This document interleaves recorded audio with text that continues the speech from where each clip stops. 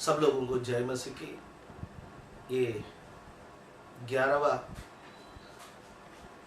Lockdown के बाद का सप्ताह है। हम परमेश्वर को उपस्थिति में आए हैं। ये संदेश आपके सामने हम ला रहे हैं। कल जो संदेश रिकॉर्ड किया था वो तकनीकी खराबी से आप तक नहीं पहुंचा सके हैं, इसलिए इसको दोबारा रिकॉर्ड करके आपके सामने हम ला रहे हैं ताकि ये वचन के द्वारा परमेश्वर आप सबसे बात कर सके। हमारे देश की स्थिति आप सबके सामने है। लॉकडाउन लगभग समाप्त हो गया है। अब अनलॉक 1 की तरफ हम बढ़ रहे हैं। इसके बावजूद भी हमारे देश में कोरोना के केस ज़्यादा आ रहे हैं। हमारे परिचितों में से कई लोग भी इस वक्त कोरोना से पीड़ित हैं। वचन 91 में इस प्रकार परमेश्वर का वचन में लिखा हुआ है, तेरी ओर 1000 और तेरी दाहिनी ओर 10,000 गिरेंगे परंतु वो तेरे पास नहीं आएंगे। यह हमारे लिए एक वायदा का वचन है। परमेश्वर हमसे वायदा करता है कि वो हर परिस्थिति में हमारी रक्षा करने के लिए सक्षम परमेश्वर है।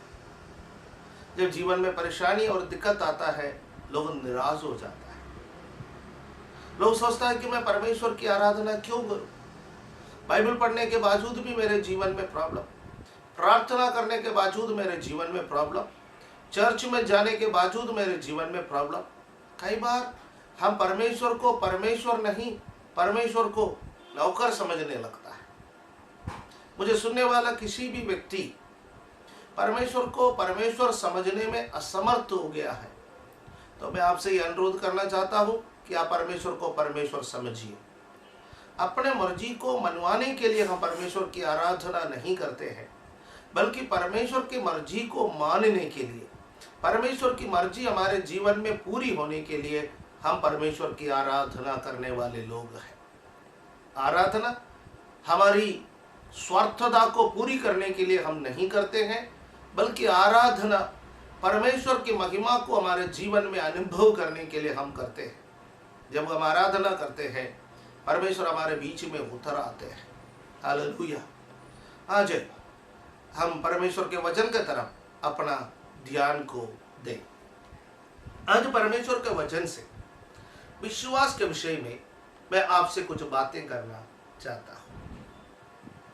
आज विश्वास के विषय में बातें करने के लिए मैं 2 मूल पद आपके सामने पढ़ना चाहता हूं।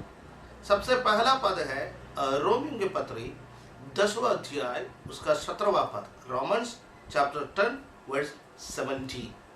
उसमें लिखा हुआ है, विश्वास सुनने से और सुनना मसीह के वचन से आता है।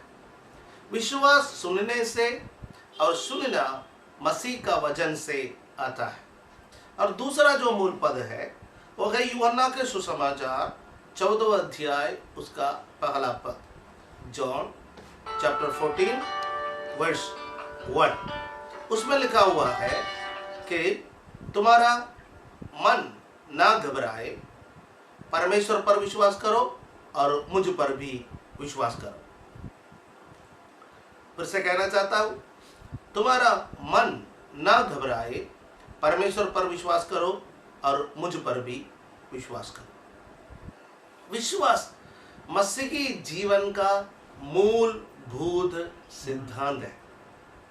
जब हम परमेश्वर पर विश्वास करना आरंभ करता है, हमारा मसीही जीवन का आरंभ होता है। यूहन्ना का सुसमाचार पहला अध्याय उसका 12वां पद में हम पढ़ते हैं कि जितनों ने उसे ग्रहण किया, अर्थात जितनों ने उसके नाम पर विश्वास किया, यीशु मसीह के नाम पर विश्वास किया, उसको परमेश्वर का संतान होने का अधिकार दिया। और आप और मैं जब प्रभु यीशु मसीह पर विश्वास करते हैं, तब हमारे आत्मिक जीवन, हमारा विश्वास जीवन वो शुरू हो जाता है। बाइबल में एक पद में यीशु मसीह ने इस प्रकार कहा, मत्ती 5वां अध्याय में यीशु ने कहा, यदि नमक का नमकीन बिगड़ जाए तो वो किस बात का काम आ सकता है? नमक का मूल स्वभाव है नमकीन होना।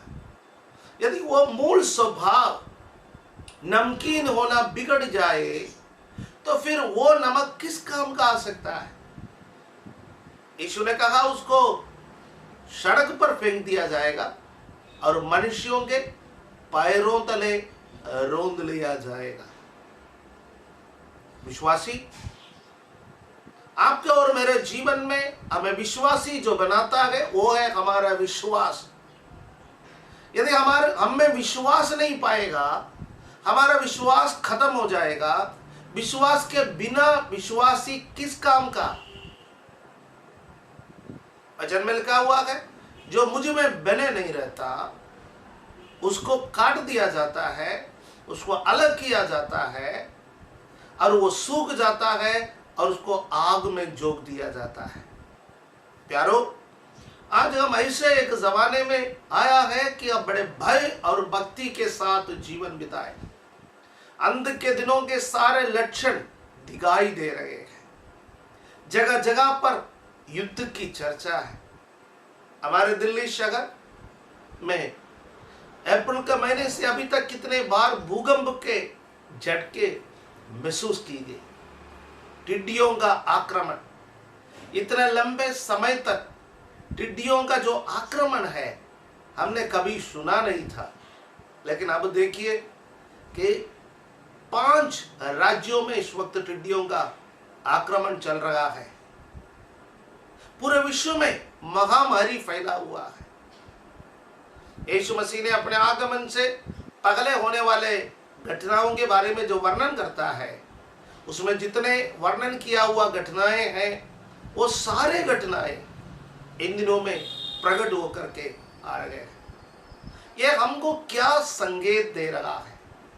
यह तमाम घटनाएं हमें बता रहा है कि प्रभु यीशु मसीह का दूसरा आगमन बहुत नजदीक है। कलीसिया अपने आप को तैयार करें। यीशु मसीह ने कहा, जब मनुष्य का पुत्र आएगा क्या वो पृथ्वी पर विश्वास को पाएगा? आपके और मेरे अंदर विश्वास पाएगा? आपके अंदर मेरे अंदर विश्वास मिल पाएगा यीशु को? क्या हम तब भी विश्वासी बने रहेंगे? कठिनाइयों के बीच में भी, मुश्किलों के साथ भी, खाने को कम पड़े तब भी, नौकरी जाते रहे तब भी, बीमारियों से ग्रसित हो जाए तब भी, या फिर हम संसारिक लोगों के समान परमेश्वर को छोड़ करके जाने वालों के गिनती में आने वाले हैं? आज हम विश्वास के बारे में हम सुनेंगे। आज मुख्य रूप से विश्वास के वो पहलू के विषय में मैं बात करना चाहता हूं कि जो विश्वास के 3 प्रकार के दुश्मन हैं। विश्वास के 3 प्रकार के रुकावट, the 3 enemies of hindrances of faith। विश्वास के 3 दुश्मन, विश्वास के 3 रुकावटें क्या क्या है, उसके बारे में आज हम चर्चा करेंगे। सबसे पहले मैं आपसे बताना चाहता हूं, नॉलेज। मनुष्य का जो ज्ञान है, मनुष्य की जो बुद्धि है, वो विश्वास का सबसे बड़ा दुश्मन है। हम सब सुलेमान के बारे में जानते हैं। दाऊद के बाद दाऊद ने अपना बेटा सुलेमान को राजा बनाया। दाऊद के बहुत सारे संतानें रहे हैं। उसमें सुलेमान के पास क्या योग्यता था राजा बनने का? मैं जब बाइबल पढ़ रहा था मुझे लगा कि सुलेमान के पास केवल एक ही योग्यता था राजा बनने का। वो था उसकी माता बत्शेबा से, जो एक समय ऊरिया की पत्नी थी, दाऊद राजा बहुत प्यार करता था। दाऊद के बेटा अबशालोम के बारे में सोचिए। राजकुमारों में सबसे सुंदर, सबसे चतुर, सबसे ताकतवर अबशालोम था। शायद उसने राजा बनने के लिए कोशिश किया तो दाऊद उसको राजा नहीं बना रहा था। वो बगावत में उतर आए। दाऊद को राजमहल छोड़ करके जाना पड़ा, जवानी में वो नष्ट हो गया। अदोनिया था दूसरा। ऐसा दाऊद के कई संतान थे जो अपने आप को प्रतिष्ठित समझते थे, राजा बनने के होड़ में थे। परंतु सुलेमान एक बालक था, राजा बनने का शायद वो होड़ में नहीं था। राजा दाऊद जब बुजुर्ग हुआ, उसकी माता बत्शेबा राजा के पास आकर कहने लगा, मेरे बेटे सुलेमान को राजा बना दे। हमें मालूम है बत्शेबे पर दाऊद का जो पहला संतान है, दाऊद के पाप का दंड के रूप में परमेश्वर ने उस बच्चे को मौत दे दी थी। अब ये जो सुलेमान है उसके बाद आया हुआ संतान है, इसलिए दाऊद राजा उससे बेहद प्यार करता था।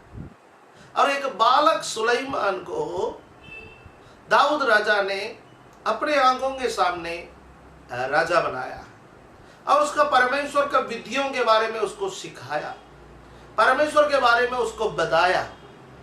परंतु जब वो राजा बना, दाऊद के मृत्यु के पश्चात उसको इतना घबराहट हुई कि इतना विशाल देश को वो कैसे संभालेंगे। बहुत बड़ी जिम्मेवारी उसके ऊपर आया था और वो प्रार्थना करने लगे, बलिदान चढ़ाने लगे, परमेश्वर को खोजने लगे और परमेश्वर उस पर प्रसन्न हुआ। जब मनुष्य परमेश्वर को खोजता है, परमेश्वर प्रसन्न होता है। भजन 12 में लिखा है, परमेश्वर स्वर्ग में से पृथ्वी के तरफ देखता है कि परमेश्वर का खोजने वाला कोई बुद्धिमान है कि नहीं। बुद्धिमान कौन है, ज्ञानी कौन है?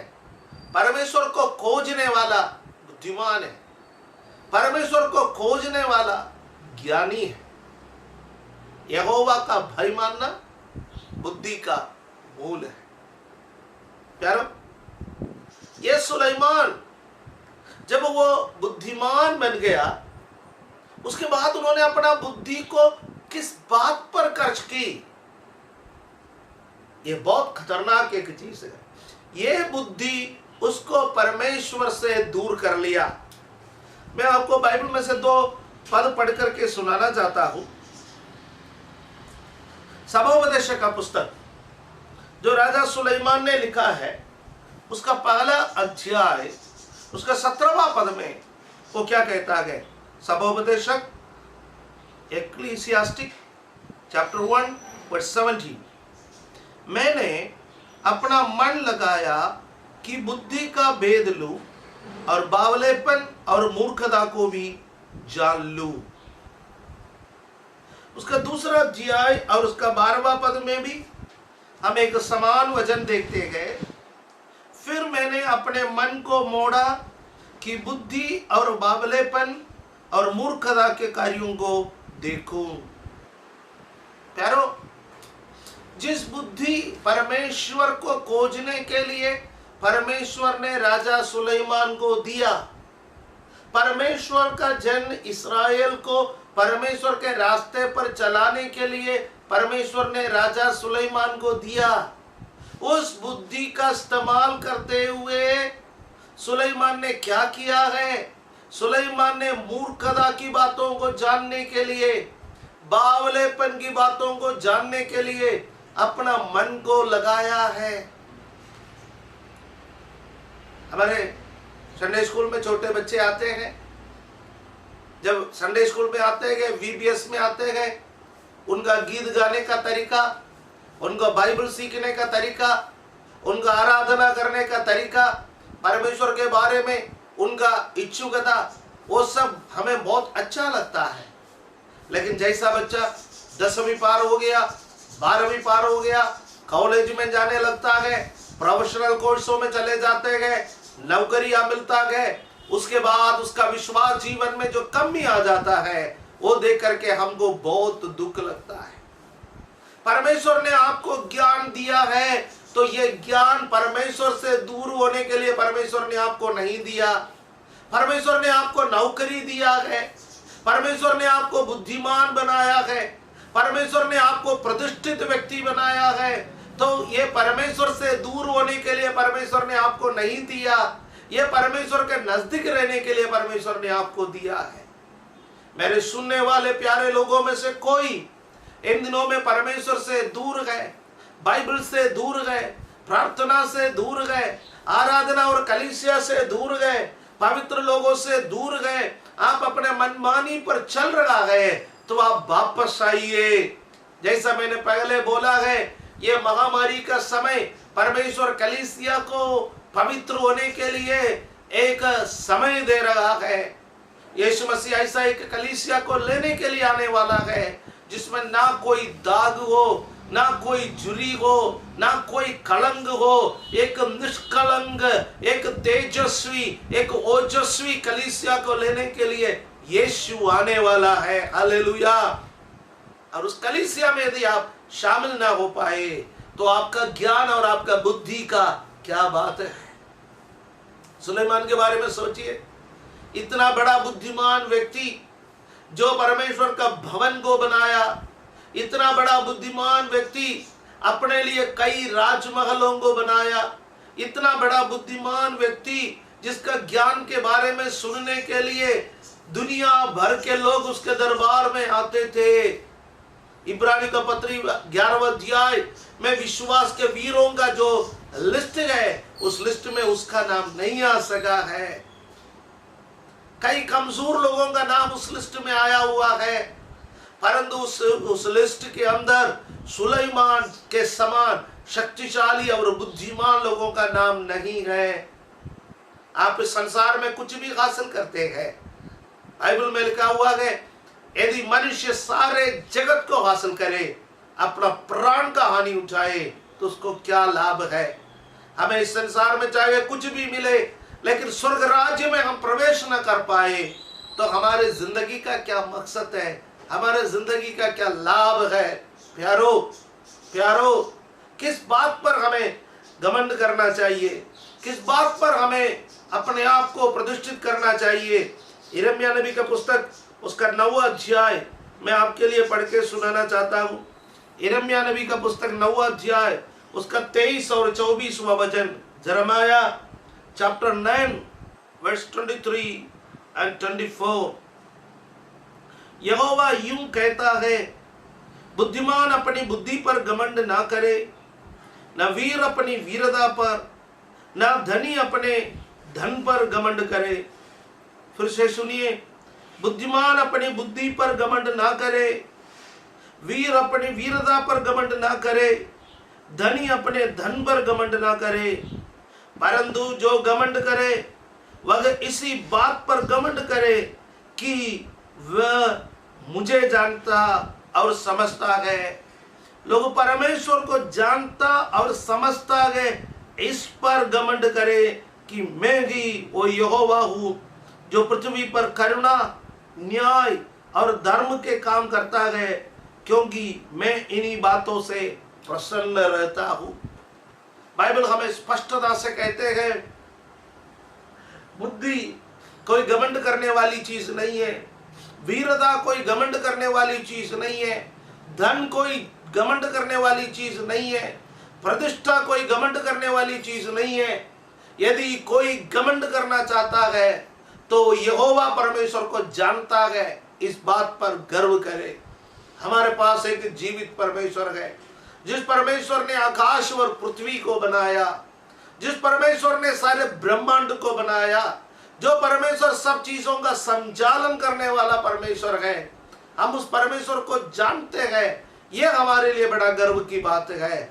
अलावा और कुछ भी घमंड करने के लिए हमारे जीवन में नहीं है। पौलुस प्रेरित कहता है, मैं तो मसीह के क्रूस पर घमंड करूंगा, मैं तो मसीह के क्रूस पर घमंड करूंगा। हमारे लिए घमंड करने के लिए, हमारे लिए गर्व करने के लिए यीशु मसीह के क्रूस के अलावा परमेश्वर ने कुछ भी नहीं दिया है। दूसरी बात है एक्सपीरियंस। पहला नॉलेज, ज्ञान या बुद्धि। हमारे विश्वास जीवन में आगे बढ़ने से हमें रोकने वाली एक शक्ति है। और दूसरा है हमारा अनुभव, हमारा एक्सपीरियंस। क्या हम अभी तक अनुभव किया है,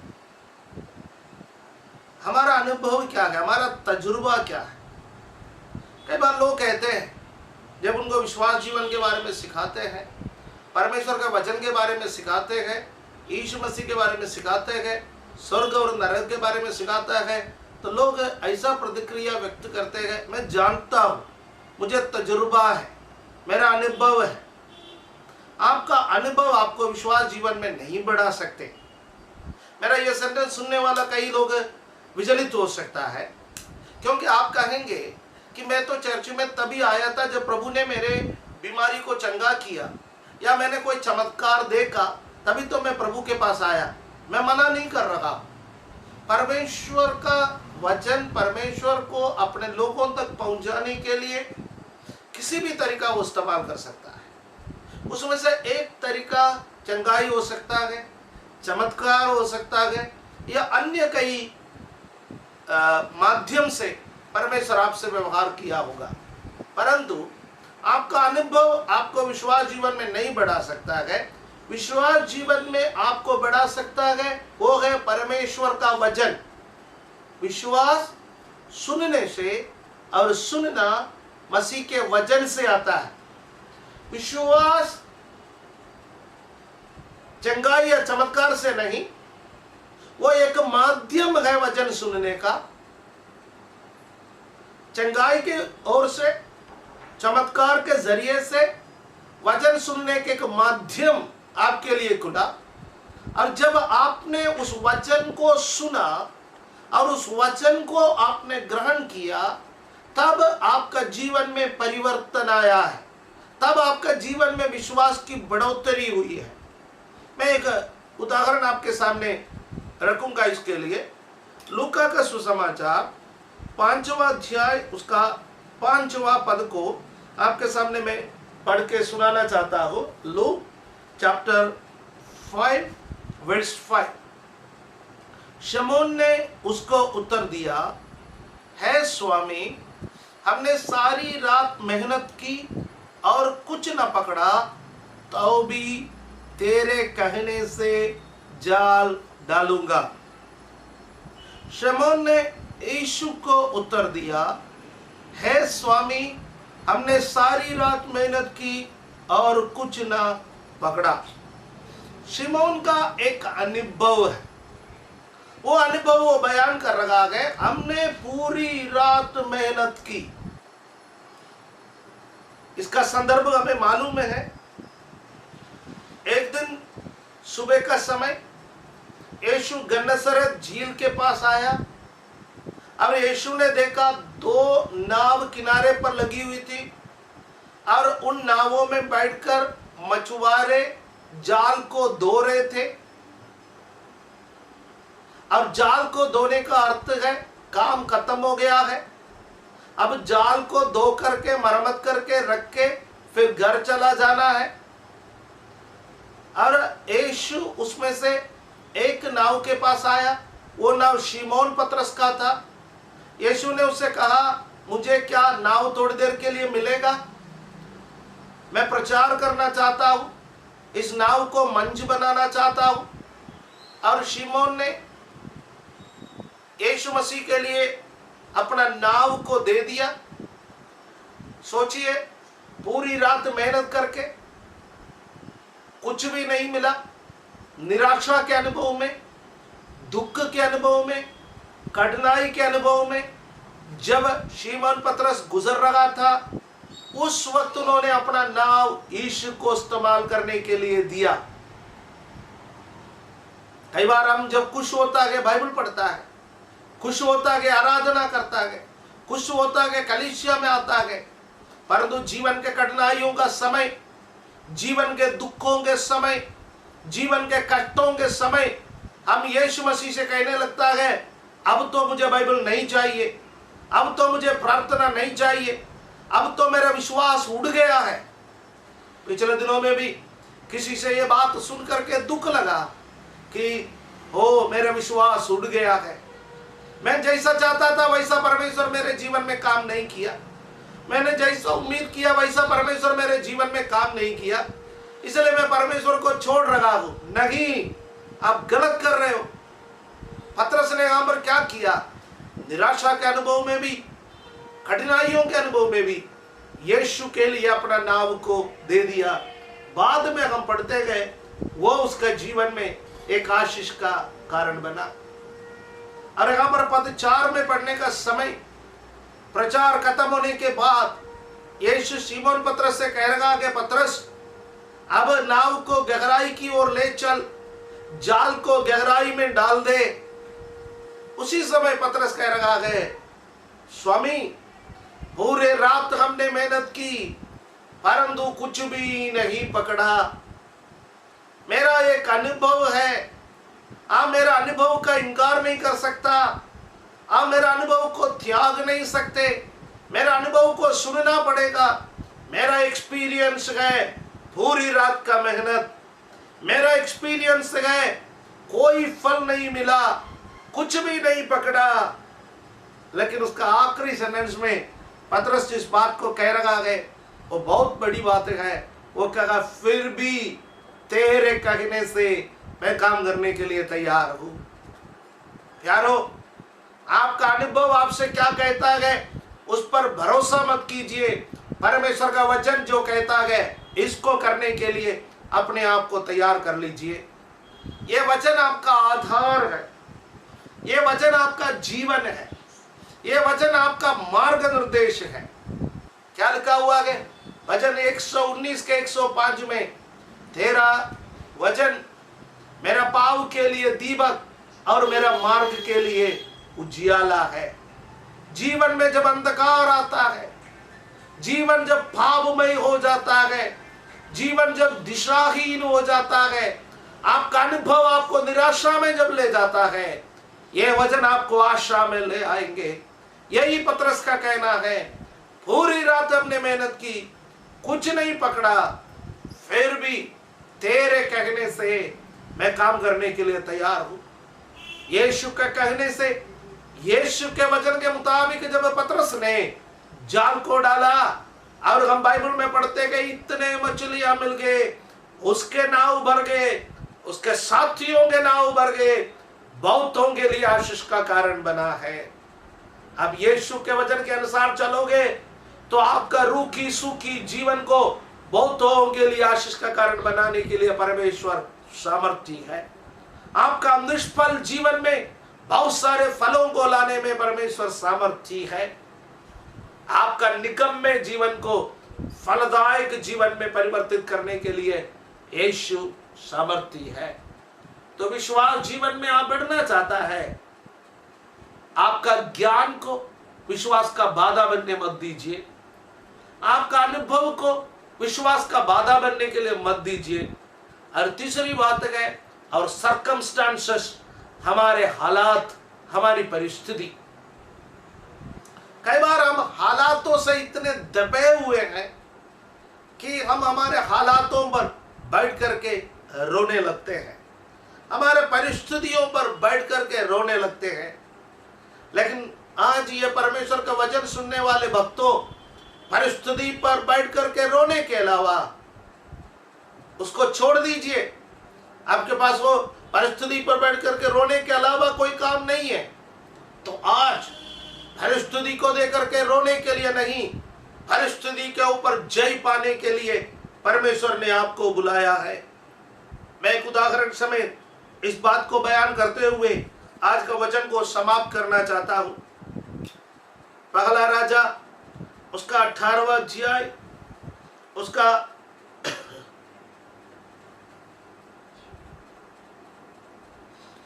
43वां पद 43, फर्स्ट किंग्स चैप्टर 19 वर्स 43। और उसने अपना सेवक से कहा, चढ़कर समुद्र की ओर दृष्टि करके देख। तब उसने चढ़कर देखा और लौटकर कहा, कुछ नहीं दिखता,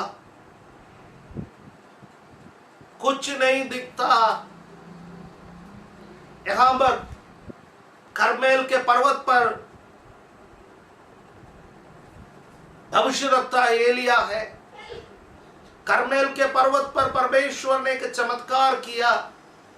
क्या चमत्कार किया? 3.5 वर्ष के बारिश नहीं हुआ।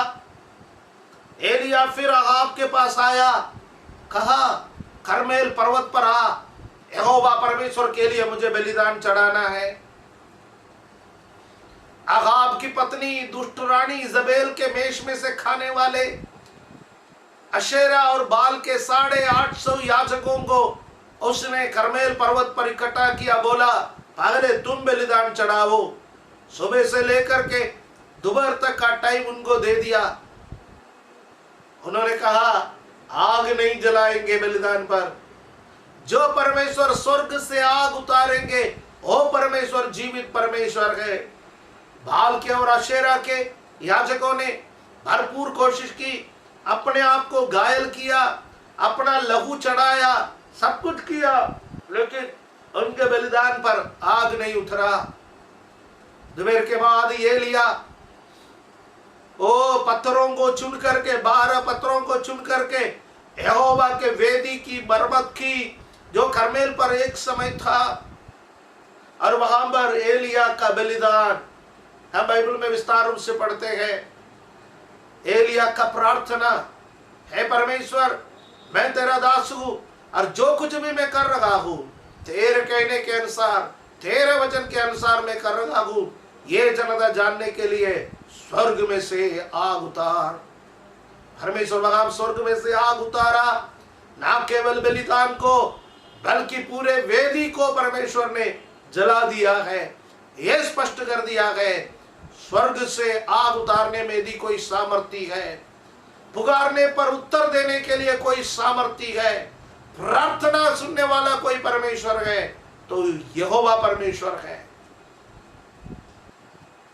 एलिया अहाब से कह रहा है, अहाब 3.5 वर्ष हो गया बारिश होकर के, अब मुझे एक बहुत बड़ी बारिश की आहट सुनाई दे रहा है। तुम अपना रथ पर बैठो, जितना तेजी से रथ को दौड़ा सकता है दौड़ा दो। ऐसा ना हो कि बारिश तेरे राह को रोके। एलिया उसके पश्चात दोनों घुटनों के बीच में अपना सिर को घुसा करके प्रार्थना करने लगे। सबसे कठिन प्रार्थना का मुद्राओं में से एक। घुटने के बल हम प्रार्थना कर सकते हैं, ओदे मुंह गिर करके हम प्रार्थना कर सकता है, लेकिन अपना दोनों घुटनों के बीच में अपना सिर को रख करके प्रार्थना करना कितना कठिन है। कभी आप ट्राई करके देखेंगे तो आपको पता चलेगा, बहुत कठिन है। कठिन प्रार्थना करने वाला कोई नहीं कर सकता कि ऐसा प्रार्थना करने वाला, ऐसे समयों में प्रार्थना करने वाला जो कोई प्रार्थना करने के लिए इच्छुक ही ना हो। ऐसा एक भविष्यवक्ता था एलिया।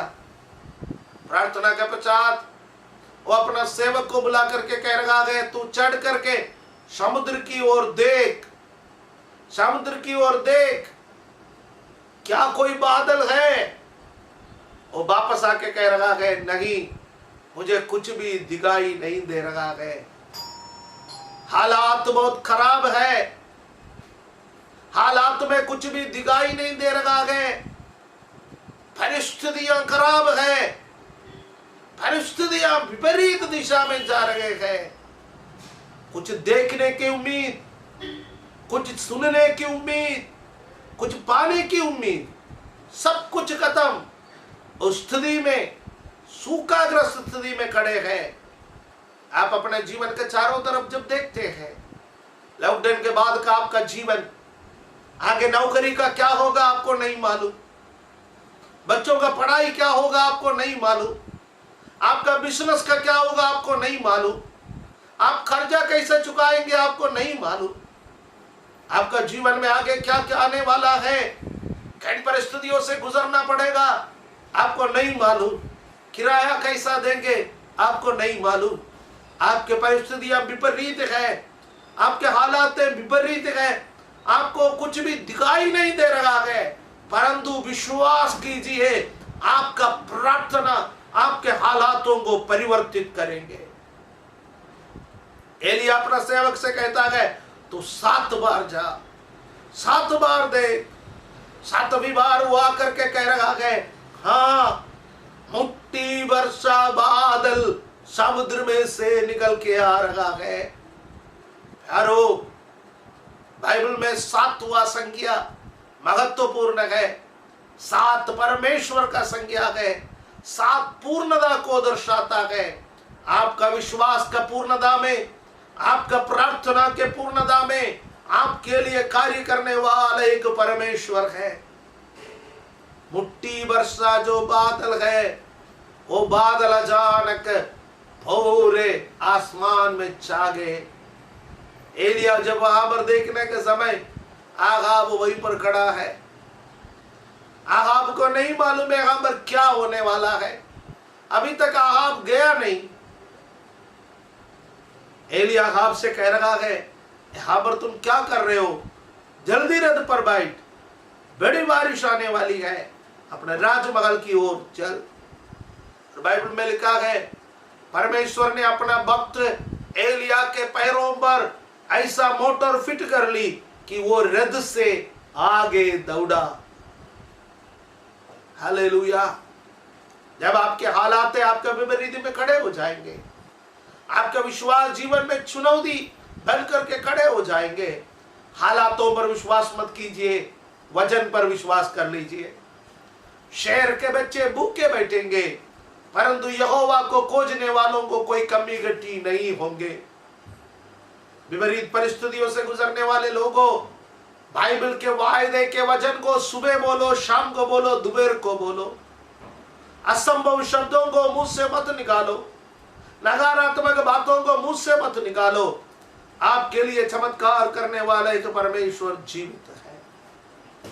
आज जो वचन मैंने आपको सुनाया वो वचन ये है, विश्वास जीवन के 3 दुश्मन, हमारे बुद्धि, हमारे ज्ञान, विश्वास जीवन से हमें दूर करने के लिए कोशिश करेंगे।